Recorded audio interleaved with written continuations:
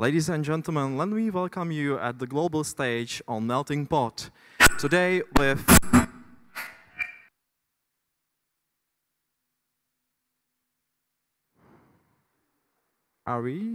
Today with Mr. John Perkins, which is his third time here, economist from the United States of America, and Mr. Tomáš Sedláček.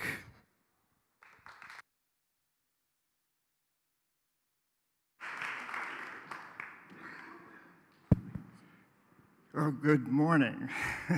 It's wonderful to be here again in the Melting Pot, and it's wonderful to be with Tomáš again. It's our third time together here at the Melting Pot. And we're getting really good at it. But we'll see. And just a word about myself. I was once a chief economist at a major consulting firm, better known as an economic hitman.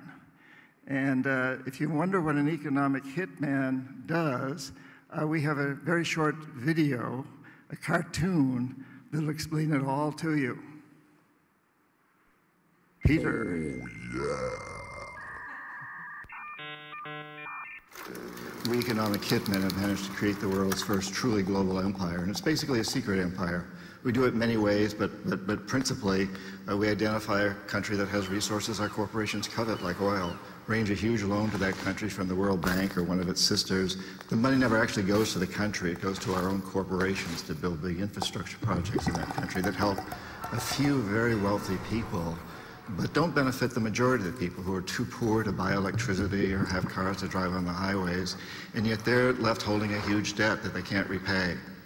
So we go back at some point and say, you know, you can't pay your debts. Give us a pound of flesh. Sell your oil real cheap to our oil companies. Vote with us on the next critical UN vote. Allow us to build a military base in your backyard. Something along these lines. And when we fail, the jackals go in and either overthrow or assassinate these leaders. And if the jackals fail, as they did in Iraq, then we send in the military. I don't think the failure is capitalism. I think it's a specific kind of capitalism that we've developed. We've created what I consider a mutant viral form of capitalism. And this mutant form of capitalism, which I think is really a predatory form of capitalism, has created an extremely unstable, unsustainable, unjust, and very, very dangerous world.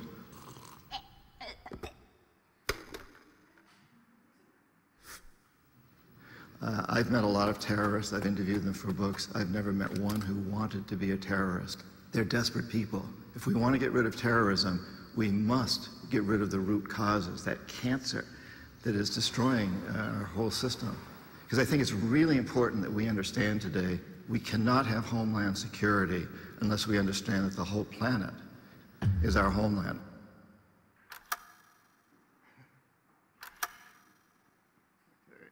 So,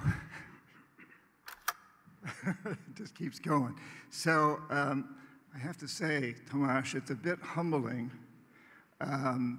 to have spent many years writing a book that's over 200 pages and have it summarized in 2 minutes on a cartoon. And I had nothing to do with making that cartoon. It just showed up one time on the internet. It's my voice, but they never asked my permission, but I'm happy they did it, you know? It just showed up.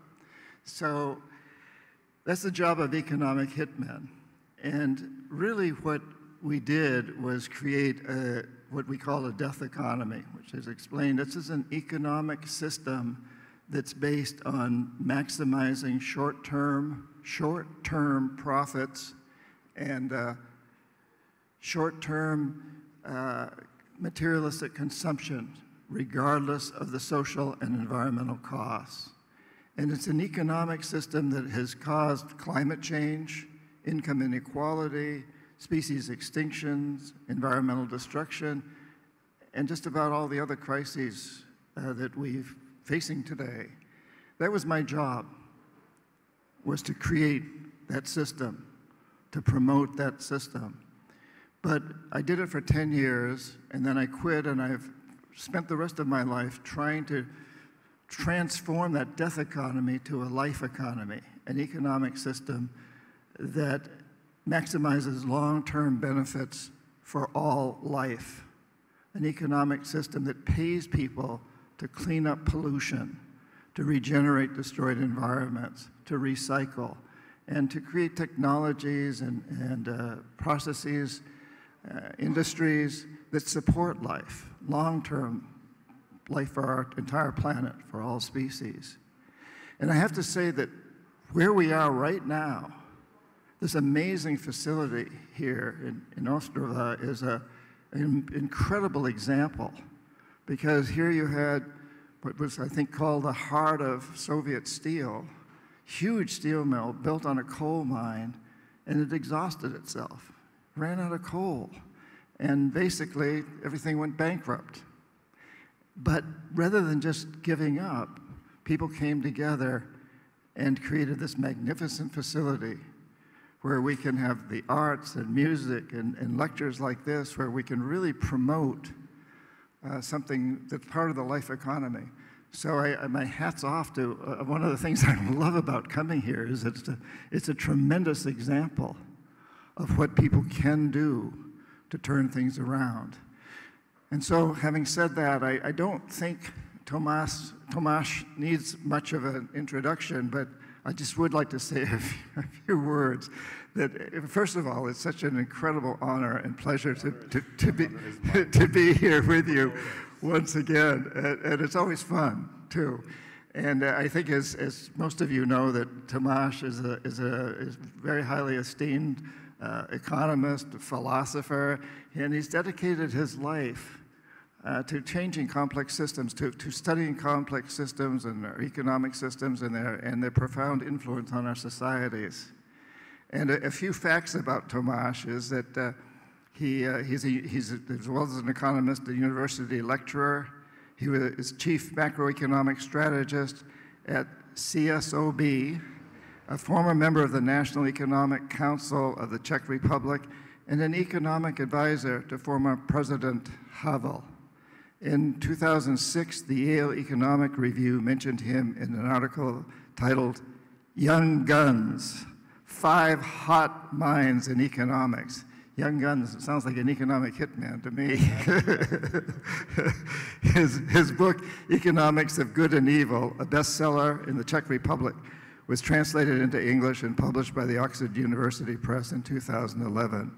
Through his captivating speeches and thought-provoking writings, I think Tomáš has really opened the door, opened our minds and our hearts to the intricate relationships between economics, philosophy, and human nature. And, you know, I find you to be a great inspiration. And I think you encourage people all over to make assumptions, to change their assumptions, to reevaluate what growth means, what economics mean, what growth means. And so, again, I'm very, very honored to be here with you once again. And please speak your piece. Thank you, Tomáš. My great pleasure. Thank you very much. John, thank you very, very much for having me. It's always a great pleasure, something that I'm looking forward for a long period of time.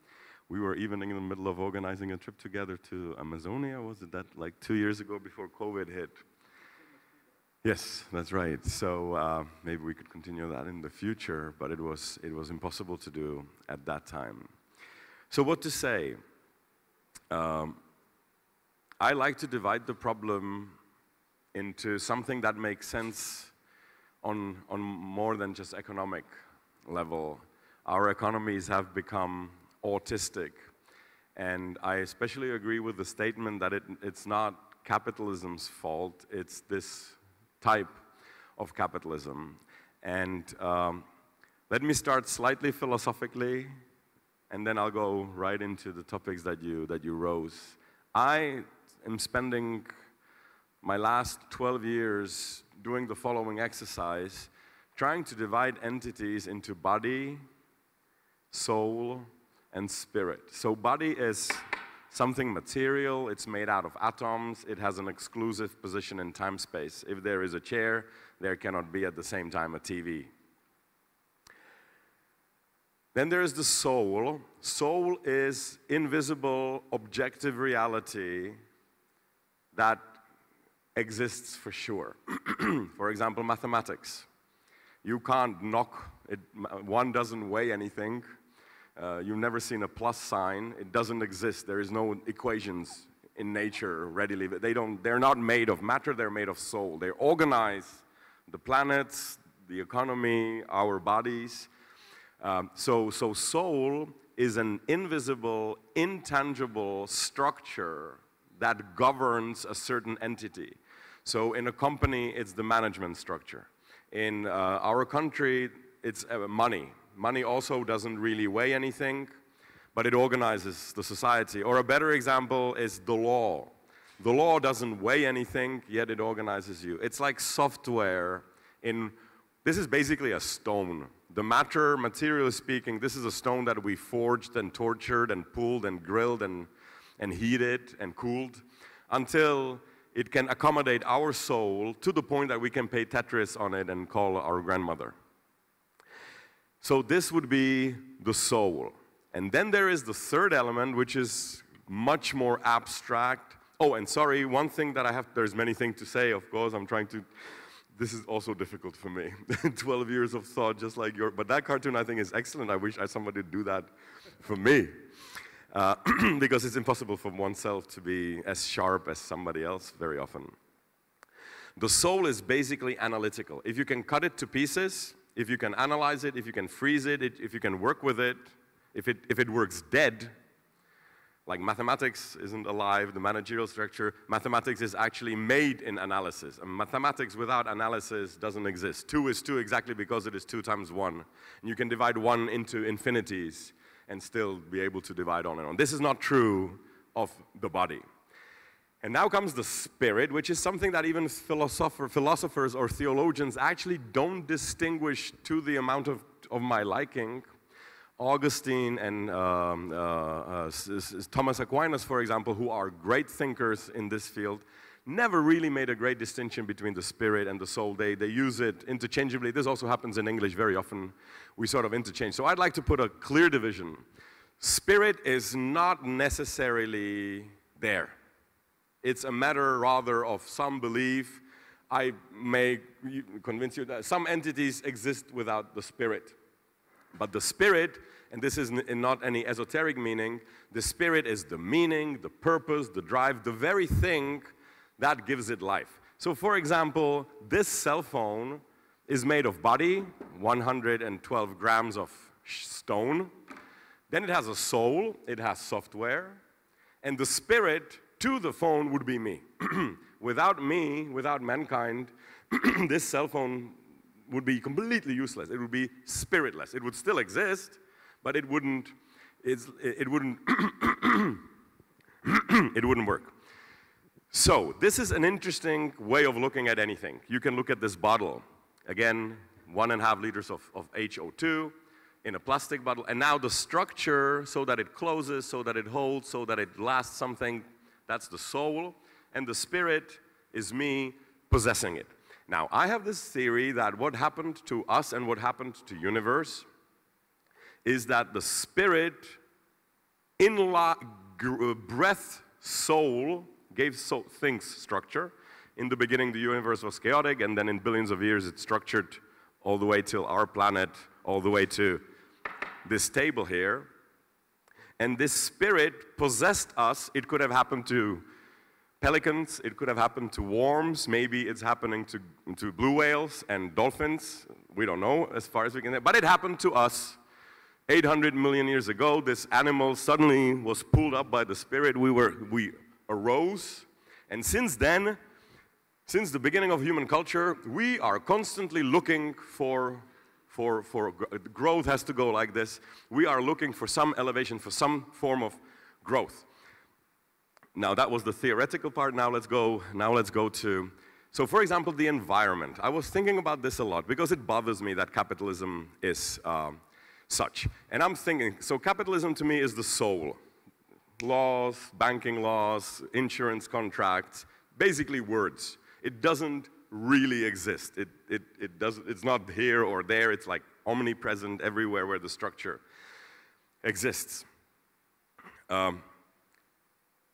We here in this building in former Czechoslovakia, it took us 30 years of capitalism to clean up the ecological damage of 40 years of communism. Now, this is a great surprise. If you take 2 steps back, this is extremely counterintuitive, because if I was a Martian alien, I would think that communism would start with this green revolution, because communists don't care for profits, they don't maximize income, they don't maximize, I mean, they're egoistic. We had 10,000 committees here of communist apparatchiks who had on their foreheads, "We protect the common property." What is more common property than the very air we breathe? Air is a great example because you can't really keep it. It's not going to do you much good. My air, screw you. I'm keeping it. Yeah, it's mine. I'm not sharing. Yeah. And then when I breathe it out, John is breathing me. We are breathing the same air. In fact, I am in you, and you are in me. This is a nice way how to get under somebody's skin. We share it. And the communist regime failed. How is it possible? My question basically is, how is it possible that egoistic, capitalistic, profit-maximizing Finland treated its common property with more respect and decency than communist Czechoslovakia, which was born to protect the common property? And my answer here is, A, the soul of communism is different, or socialism is different than the soul of capitalism. But even then, the soul of capitalism performed better in the goals that communism had. Even though the soul was made to protect the common property, it was at the end of the day capitalist countries that performed better. Another thought exercise is, imagine 2 societies that have exactly the same laws of democracy and exactly the same laws of capitalism. One of them is a country of orcs, Mordor, and the other one is elves in Rivendell. It will be one will be hell on earth, even though they have capitalism, even though they have elections, they vote for Saruman every year, I'm sure, like they do for Putin. Pun intended. While the elves, they don't even have, I don't know whether I mentioned it last time, I was estimating GDP growth of Mordor. In my estimates, I wonder how you're viewing it. It would be about 23% growth per year annually, because they go through deforestation, heavy industrialization, new technologies applied, the Skurughai, and also a war preparation economies usually grow like mad. While in Rivendell, where elves live, the growth would be 0 because they don't even forge new swords. They just, recycle the old ones, right? And so it would, and they inherit things, So they don't really, their GDP would be really slacky. It would be 0.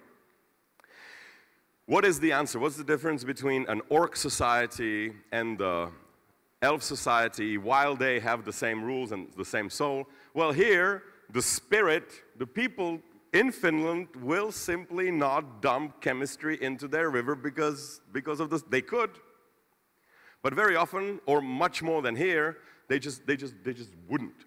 So, to conclude this short thought, it's interesting to see so the spirit again is optional. You don't have to believe in it. Take it as an analytical tool.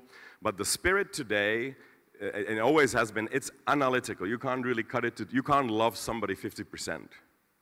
You can't forgive somebody 50%. This is also maybe, if I can go a little bit theologically, this is, I think, the bone that Jesus had to pick, the struggle he had with Pharisees. Because Pharisees believed that the bedrock of the real are rules. In our case, we believe in physical rules, in economic rules, in democratic rules. In the case of Pharisees, it was moral rules. And Jesus was saying to the Pharisees, yes, it looks like that. If you dig deep, it looks like the world is made of rules. But if you dig deeper, you will discover that below these rules, you have things such as love, such as forgiveness, such as mercy, such as friendship, such as passion, which you cannot put into any rules. The moment you put love into rules, the moment you put forgiveness into rules, it becomes a joke. Today we see the Spirit moving in very chaotic ways. The Spirit doesn't respect any boundaries. I am quite happy with what's happening to my field in the last 10 years. We are now understanding more and this is happening, the Spirit, the Spirit works best when it's free and when you leave it to a certain degree up to the people. In the kingdom of totality, only the king has a free spirit, and the rest are his subjects. In political theory, we call this king's second body, okay? So there is, of course, one body of the king, weighs 70 kilos, but then he has legions. This is why you can wage wars from the comfort of your couch, because your Putin's second body is waging the war for him. I think that we are seeing that companies are now becoming more and more responsible. I'll be really happy to see your perspective. And countries that are, and I call this kindness of nature, that reality is forged in such a way that good things go together and evil things go together. You cheat on your wife, that adds on to your drinking, that adds to your smoking, that adds to your secrecy, and then maybe you end up with a murder. These things go together, like alcohol and cigarettes go really nicely together. You know, two demons like each other. And the same thing happens in the good. So when you have freedom of education, you also have richer society. This didn't have to necessarily be so. In 1989, when we had the revolution here, which by the way also started ecologically about a half a year before it hit Prague, it started in northern Bohemia, our choice was easy. Poverty and totality, or freedom and richness. So we chose freedom and richness. It could have also been that you could choose either freedom and poverty, or richness and life compromises, or totality. This is the philosophical and ethical image that we have had as a Western civilization from our beginning, that there's a trade-off between wealth and goodness. But now we are seeing, compared especially with Russia and with totalitarian regimes, that we are lucky, we are theologically lucky, because freedom of spirit, nobody tells you what to do. You're pretty free to do whatever you wish. And somehow that works better than when people are ordered around, which is intuitive to us, but it's completely intuitive if you think of it this way. Think of two ships. One ship has an army general, and everybody on that ship does exactly as the army general says.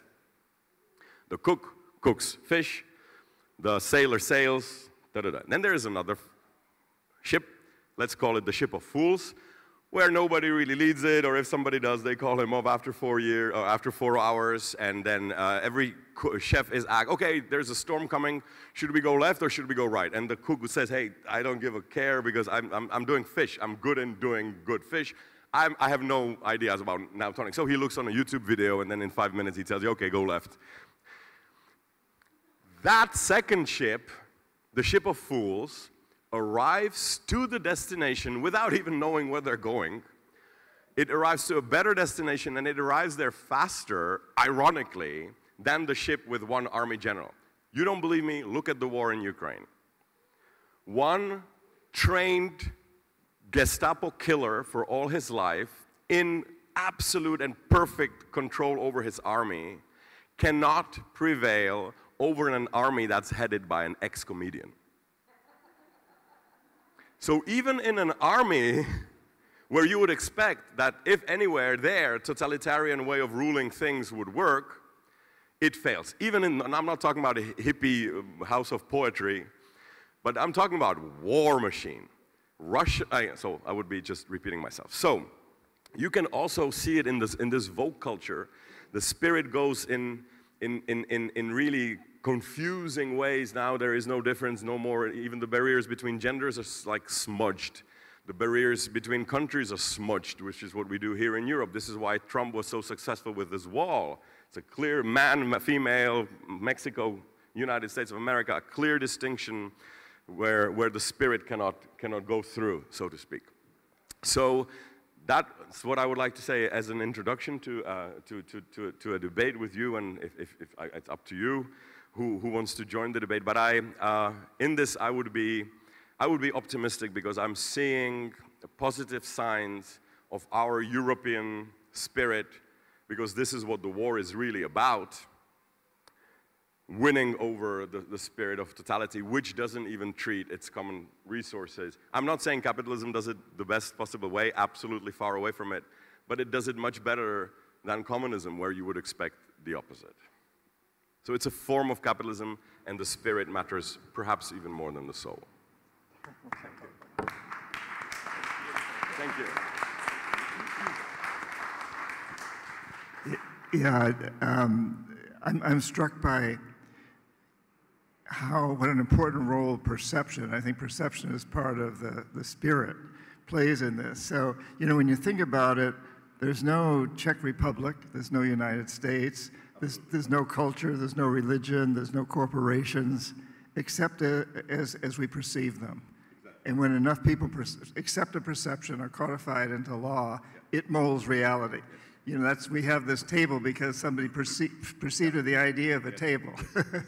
Many meetings over the table, many papers, many invoices before this table was materialized. Exactly, yes. And, you know, we've been guided by this perception. He was an economist. Milton Friedman was probably the most vocal in terms of saying the only responsibility of business is to maximize short-term profits, regardless of the social and environmental costs.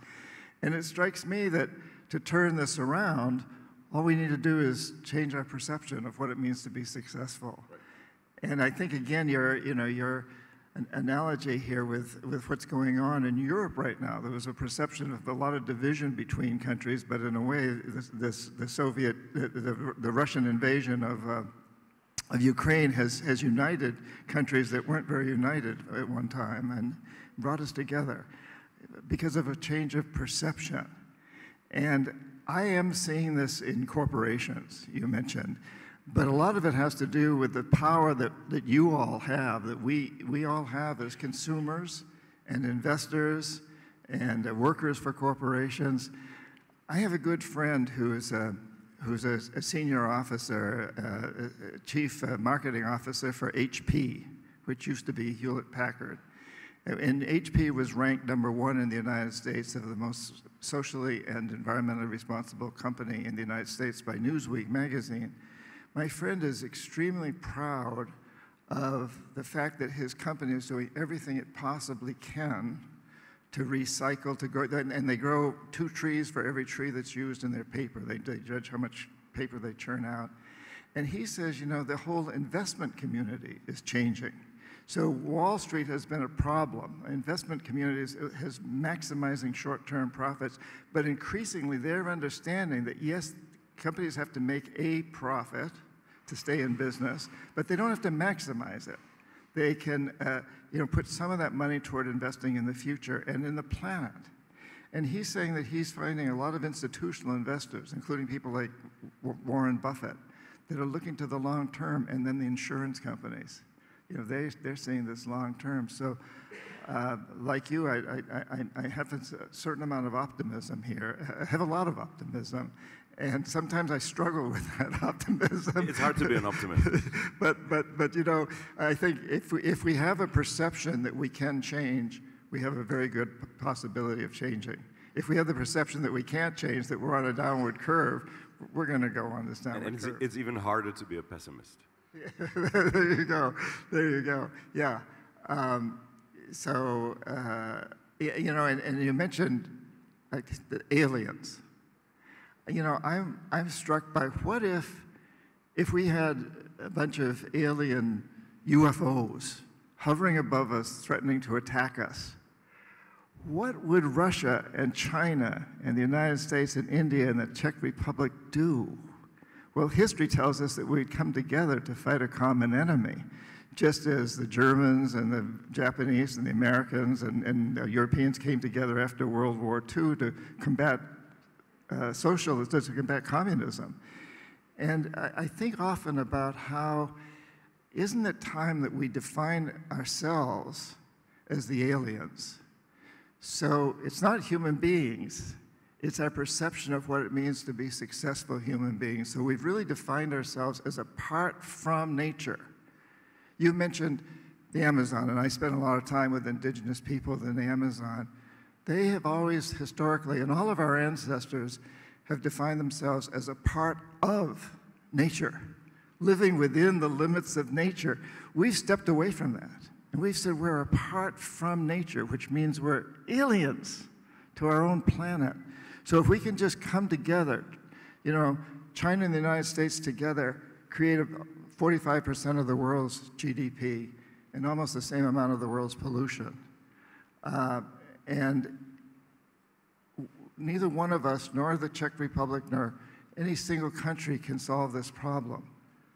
Humanity has to come together and change our perception of what it means to be successful humans, to see our philosophy of life as alienating us, and to move into that.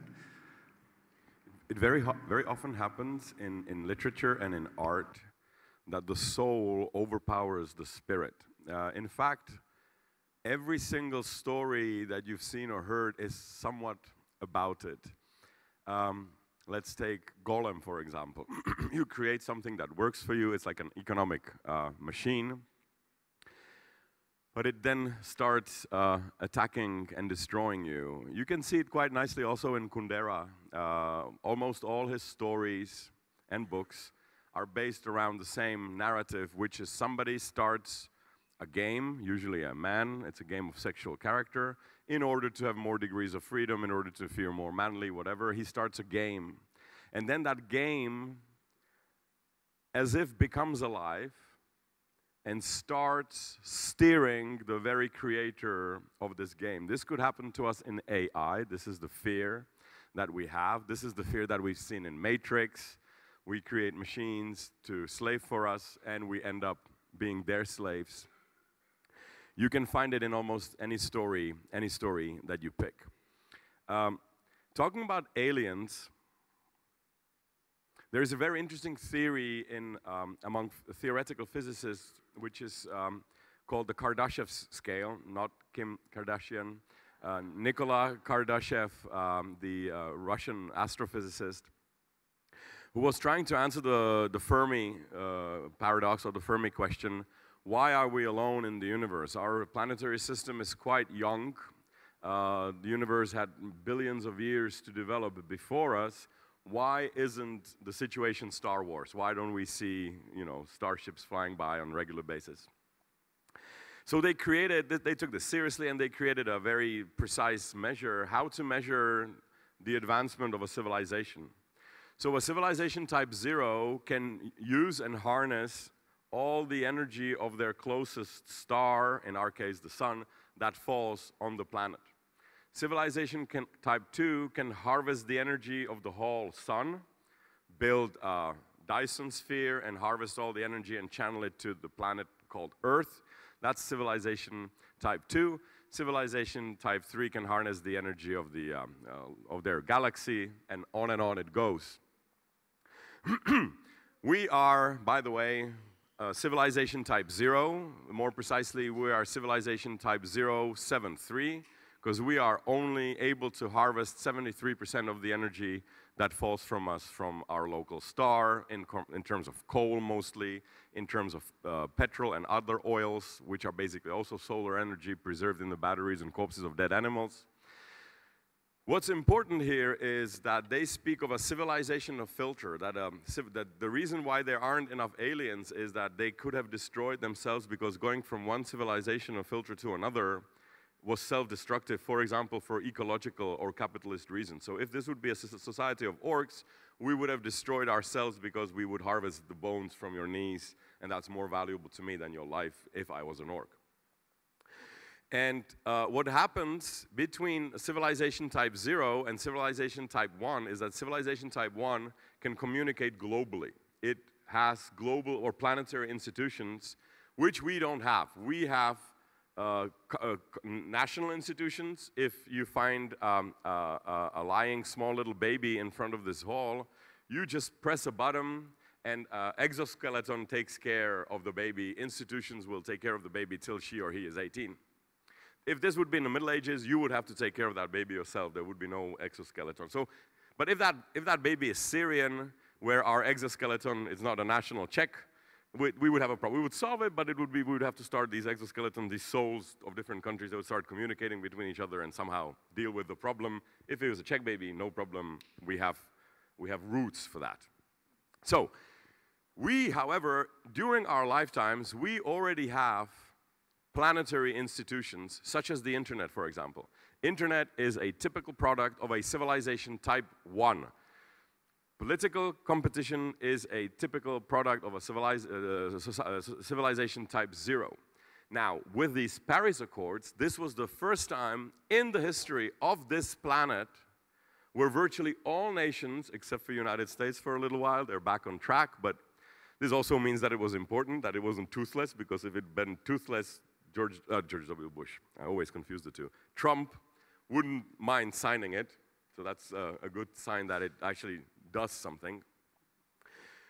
Our first common agreement wasn't about healthcare, it wasn't about education, it wasn't really about economic system either, because we still have Chinese communism and Russian communism and Indian and Vietnamese, etc., etc. But in terms of ecology, we were able to come together as a planet and move on somewhere together. How successfully is a different question, but there is at least the attempt.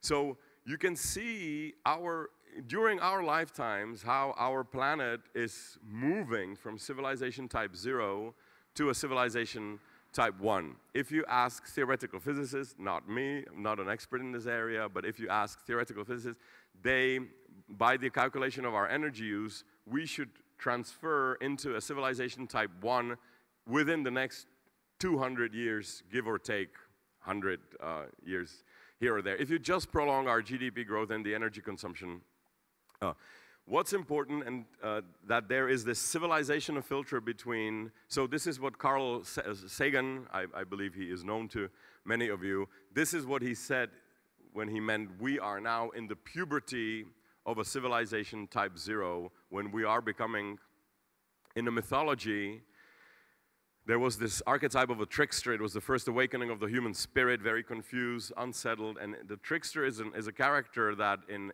lore, his right hand is fighting his left hand. He's unaware that these two hands his consciousness is not yet connected enough. He doesn't see that his left and right hand are in fact part of the same body. So very often there are fights. He burns his own anus, he falls asleep, and he orders his anus to check the fire so it doesn't go extinguished.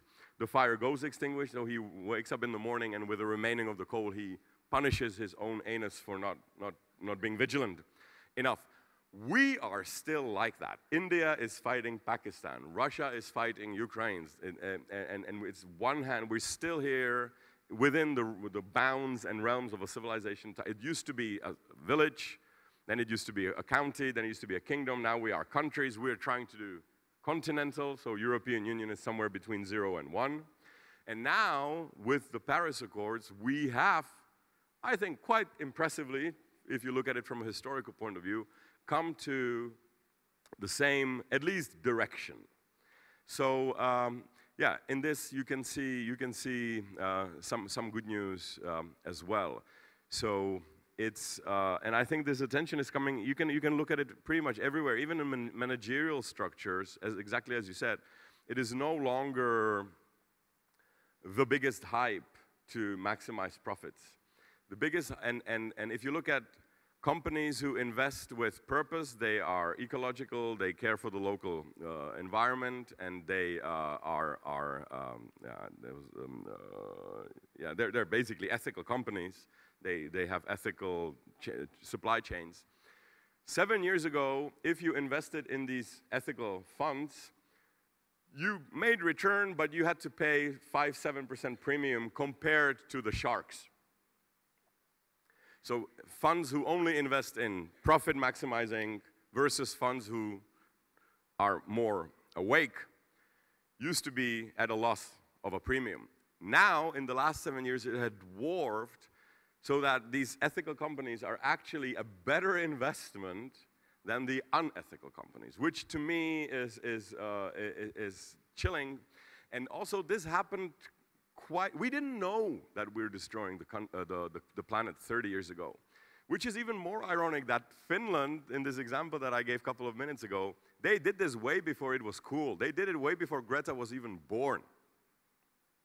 They didn't greenwash. It was sincerely there, and even the worst parts of European capitalist countries were still better off in all the aspects than the best communist countries that were basically destroying without any openness their own soil underneath them. So the revolution in 1988, not many people outside of Czech Republic know this, there already were demonstrations in the northern Bohemia because people couldn't breathe the air they were breathing. That you don't need to be a rocket scientist. You also don't need to be a rocket scientist to see what caused it. It wasn't the herd of cows that was grazing on the field. No, it's that factory that you can see with a 7-year-old or 5-year-old's eyes, that foam we no breathe. Do something about it. And that's how the revolution started. And then it got intellectual and theatrical, and other people joined. But the beginning was was an ecological movement.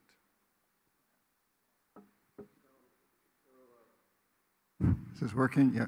So I don't know whether do we have microphones that can go out to the room, because I'd like to open this up to anybody who might have questions, or do we have a way of doing that, Peter or Dennis?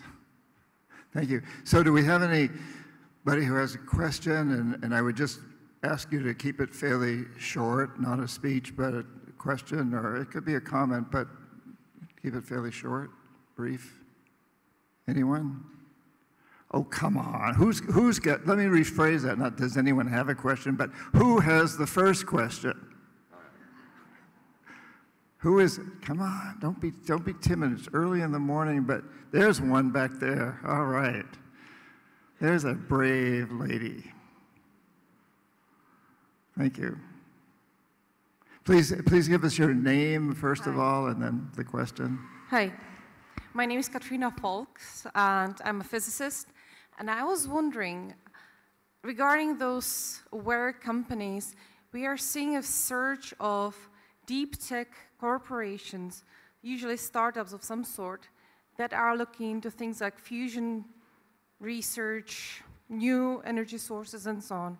Do you think this is part of this whole movement of rejuvenation? Because obviously these guys are getting quite a lot of investment. Someone is paying for all of this deep tech development. Do you think this is the future? Yeah, there's great movement. You probably, if you study it, you know how many novelties there are in micro energy. Even such a thing as an energy company is now being democratized. The future, from what I have heard at the conferences that I was speaking or debating at, is micro energy sources. Every house will be also a little electricity hub, which is interesting. You also would not have thought that this could work better if it's actually democratized. And there is tremendous amount of research. And you can actually, I have it on a slide that I'm not going to show you. You can look it up in Our World in Data. Go to carbon footprint of some countries. For example, Switzerland has managed since the 90s to decouple its economic growth from energy consumption.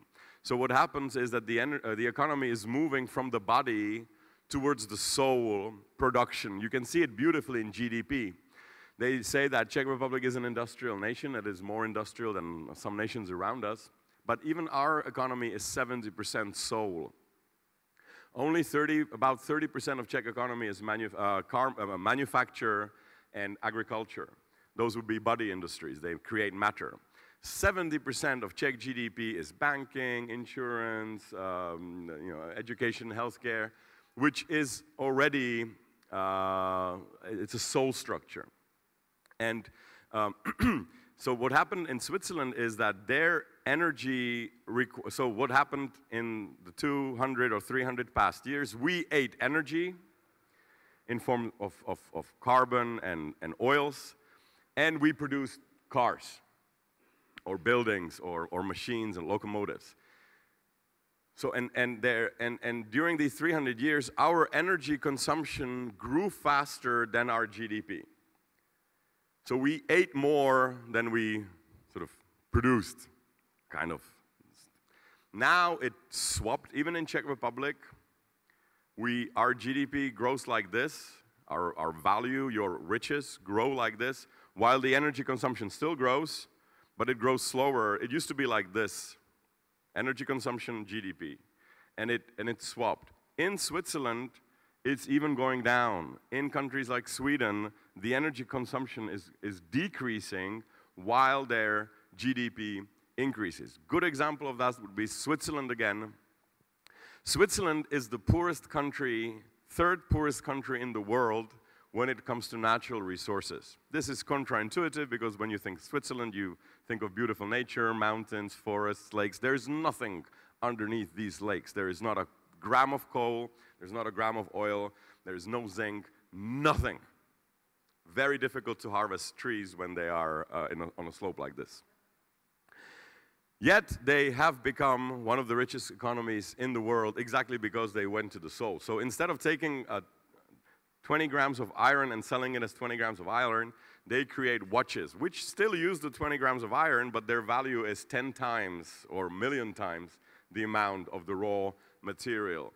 And this would be, to me, where the economy should grow. So we should stop growing in the body. By the way, this is also interesting looking at all of us. When we were small, it was very healthy to grow.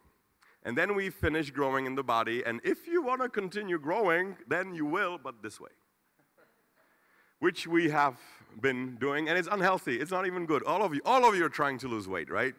There's nobody who said, okay, this year's New Year's pledge, I will start drinking alcohol, I will finally start smoking, and I will gain these 10 kilos that I always wanted. Which one of you has a New Year's resolution like that? Nobody.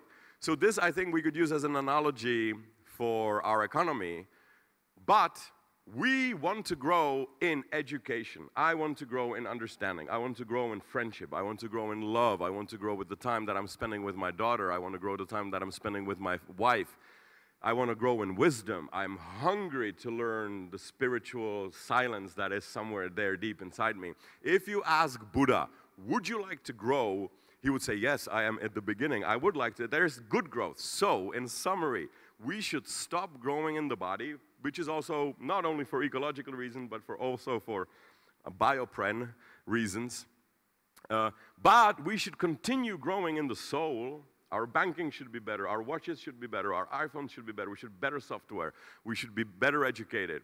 And of course, you already heard my theory in a nutshell, we should, in the future, I think, this is my vision for the future, that we will start growing even in the spirit. And I don't mean gobbledygook. I mean an economy that is self-searching, self-questioning. Why not have a 10% of GDP in education? Why not have 12% of GDP in healthcare services? Why not for Czech Republic to become the hospital for Europe? Because we do it here pretty well and pretty cheaply. All of Europe, come here to Czech Republic to do your teeth or to do your hip replacements, things like this. That would be a 12% GDP without almost no ecological damage. It would be a very good spin-off, and universities would benefit. And maybe in 200 years, we will have a sector of economy which would be spirit. I don't want to sound goofy, but you know what I mean. Quite technically, having a sector of arts, having the sector of dancing, a society that values dances and artists will become richer, even though, technically speaking, it's just a couple of grams of oil on a canvas, which costs, I don't know what, $3, huh? But the value of Picasso painting is really not in the soul, not in the matter, but it's in the spirit, for lack of a better word. So there is, to me, this optimistic. We can also screw it up, of course, but so far we haven't. We're still around, you know. And we have these contracts that we're not even aware of. So, for example, the biggest economic contract that ever existed in the history of mankind is an unwritten contract, which is really strange. So, you pay for education of your children, you pay for their insurance, you pay for their food, for their summer holidays, for their skis. What do you get in return? You get one painting for Christmas that's not really valued at the market very much. You can't sell that for more than no, you can't even sell it. To you, maybe it has, huge value, but it's not a good deal. That's not a good contract. How does the contract work? Well, I give all this money, all this energy, all this love, all this patience, all this sacrifices to my children under the contract that they will repay, not me, but their children. This is a contract that none of us signed. This is the biggest transfer of energy, of money energy that you can ever imagine. And yet it works really, really well, because if that mechanism stopped working, we would die out in 1 or 2 or 3 generations. So, and again, this is a spiritual, natural, we feel good with it. And also we invented, I think, we invented here in Europe, here in the West, we invented a system that goes against the history of ethics since time immemorial. We created a system that produces wealth while it also can produce goodness in it. This is something that Harari says, and that Jesus kind of misunderstood, because he had, so if you have 2 shirts and I have 0, because before we invented this new modern capitalism, we had Malthusian economy. Thomas Malthus was a thinker who thought like everybody else up till then. You have a field. That field can only produce a ton of food. If there is 100 people, then you can have 100 kilos each a year. If there is 200 people, 50 kilos a year. If there is 1,000 people, 1 kilo a year. There's nothing you can do about it. So if you have 2 shirts, that means I don't have any. We've invented a system where you can have 2 shirts and I can have 2 shirts, which is new in our human evolution. This is a flip of time that we've invented this massive, even Marx admitted that capitalism is the most productive and energetic and powerful animal. We just don't know how to steer it. That was Marx's critique. And it's unethical in some of its parts. But even he admitted that the system really works because it doesn't go against ethics. You can, and we can see it, and in what you were saying, I see even further hope. We can do it like this. We can have successful companies without killing small babies in the cellar. So yeah, so I'm also cautiously optimistic with the development of science. This is also amazing. For example, let's take the gender issue. The economy has become so feminine neutral or gender neutral, sex neutral. 100 years ago, it really mattered whether you're a man or a woman, because 98% of the jobs were power jobs where you actually needed to destroy your body in 10 years, like mining. And you need, I mean, if there was a strong woman, fine, but you needed, and you were wasting your life in mines. Now, 97% of the occupation doesn't really matter if it's done by a woman or a man. Soon, maybe even children, and you can see that already today, children are doing, like YouTubing stuff that wouldn't be possible 100 years ago. So our species have equalized male and female rights, and the economy went along as if to sort of, side by side, feminize itself, because the soul, the body doesn't matter. How many of your jobs does it matter what kind of a body you have? So unless you're a sports person or a model, it doesn't really matter, does it? In how many of your occupation it could have been done by somebody who has a completely different body than you? I would say 97. Nobody rose their hand. So there is this interesting development, even in this economically, well, it is quite related, but also unrelated area.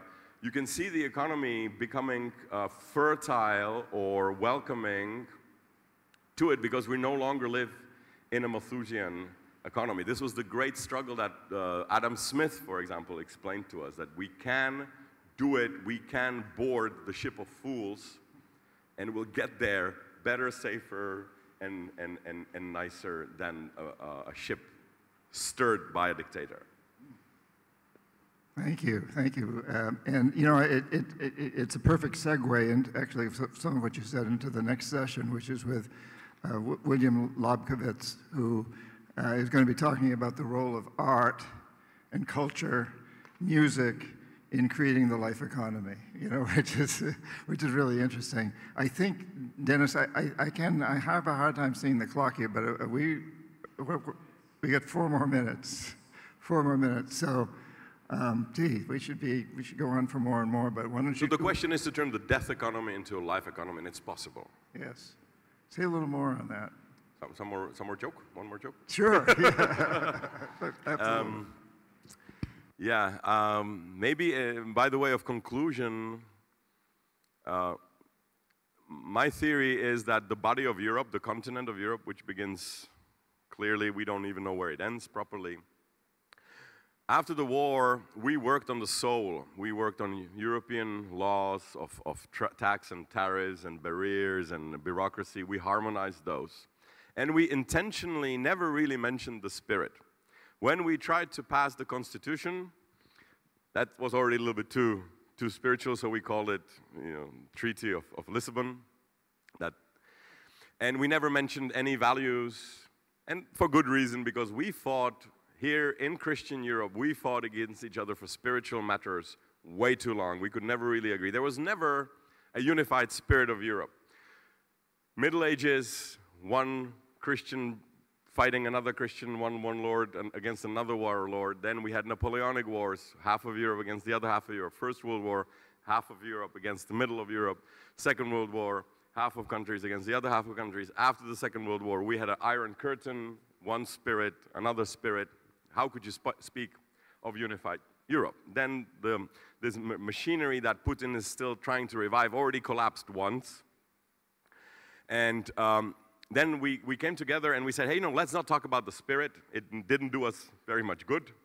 Let's talk about the soul. Let's just, have the same currency, have the same banking laws, something that you can analyze, chop down, soul.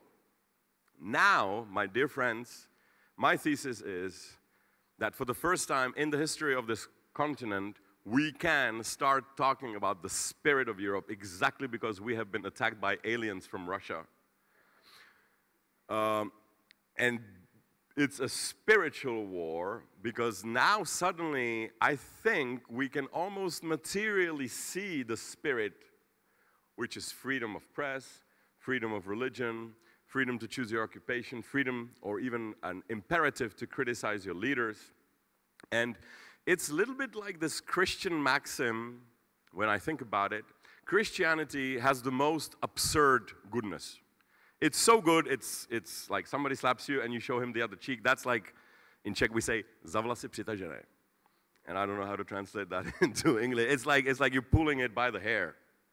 It's absurdly good. And yet, this is what we did after the Second World War. We didn't do it at the time that we were fighting with Nazis, but after Nazism lost, we treated them actually very, very, very, we gave them. So they throw stone at us, we throw bread 5 years later. So it was like half of this Jesus, somebody hits you, show him the other cheek, help him. We did that only temporarily separated. And the second thing that we sort of half did was this love your enemies. I think one of the key successes of Europe is exactly in this love your enemies. Not really love your enemies, we took half of it and we made it into respect and cherish your opposition. And that's why, European Union is the only institution in the history of mankind that has critiques. 23% of the MPs are Eurosceptical. Imagine this in the United States of America. In Congress, 23, we should have gone the Confederation way. That's absurd. That's one joke. If you want more jokes, imagine this in Russia. Even more, China. And that's why they're screwed, because the guy at the top or the woman at the top will make mistakes and nobody will correct them. The spirit will not be able to, the ship of fools works better because we don't know the structure of the sea. We don't know where the islands are. The islands are shifting. So this free vule, there is some movement in the spirit allowed within the soul. That ship actually works much better than a ship that's rigid. And that was a joke and also a nice filler for the last minute as I was asked. So thank you very so much. That was beautiful, Tomáš. Thank you.